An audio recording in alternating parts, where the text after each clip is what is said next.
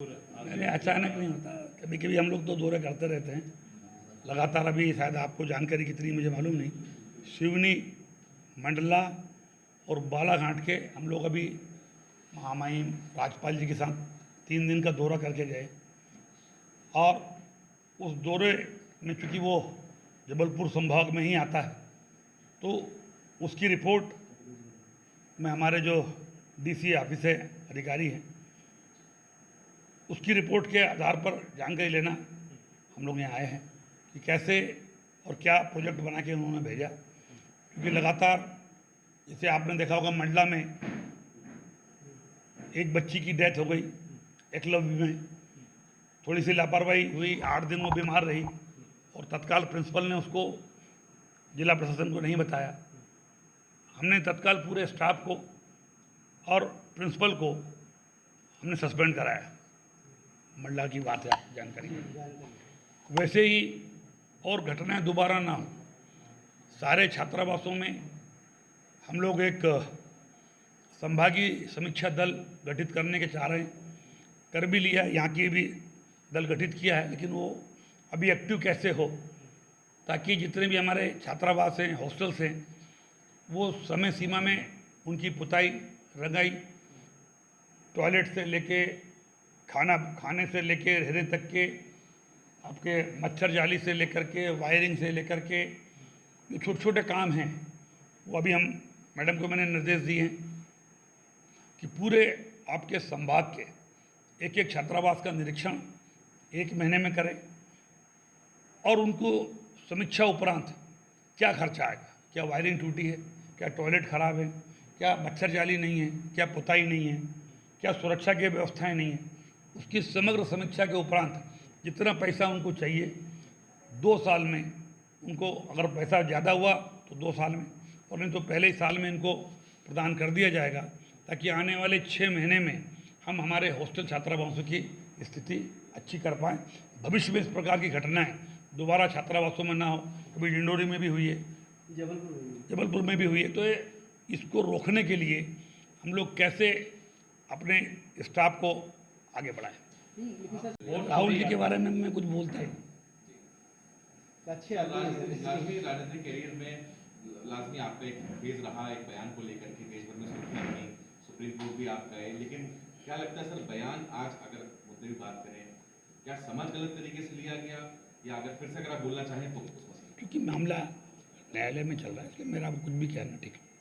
विपक्ष तो लगातार आपको निशाने पर लेता है और इस्तीफे की मांग कर रहा है। अभी विधानसभा में भी जिस तरीके से नारेबाजी हुई थी, विपक्ष को तो आप जवाब दे ही सकते हैं। उनसे पूछो, वो तो आप पर आरोप लगा रहे हैं। मेरे पास क्या बोल देगा, क्योंकि मामला न्यायालय में मैं कुछ कह नहीं सकता। महिलाओं की बात हो रही तो हाल ही में जीतू पटवारी ने भी बड़ा बयान दिया है। जीतू पटवारी ने भी बड़ा बयान दिया है कि आप इधर उधर घुमा के बात मत करो, काम की बात करो। महिलाओं की बात मैं कर रहा हूँ। मैं बोला ना, जिसकी जितनी सोच होगी वो ऐसा बोलेगा और कानून अपना काम करेगा। जांच करते जांच की कोई कार्रवाई नहीं होती है, अधिकारी भी तो कहीं ना कहीं इसमें शामिल है कि ये लोग जांच को ठंडे बस्ते में डाल देते हैं। देखिए, ऐसा नहीं है। अभी मैंने कहा ना कि हम लोग अभी छात्रावासों की जांच के लिए हमने संभागीय दल अलग से गठित किया है।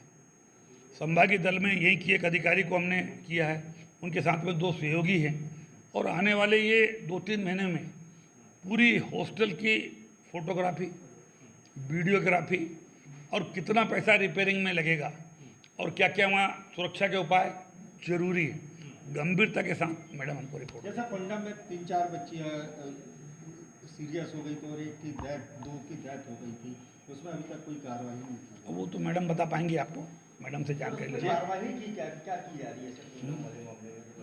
सर कार्रवाई क्या होगी आपके, क्या आपने भी निर्देश दिए होंगे? नहीं, मेरी जानकारी में नहीं है, आज आप बता रहे हैं। हकीकत ये है मैंने छात्रावासों में एक एक व्यक्ति अधीक्षक जो है 3-3 छात्रावासों का चार्ज संभाल के रखा हुआ। आप डिटेल उठा के देखिए, जबलपुर की बात मैं आपको इसलिए तो बता रहा हूँ कि बालकों का हम लोग इसीलिए तो चिंता करने बैठे हैं।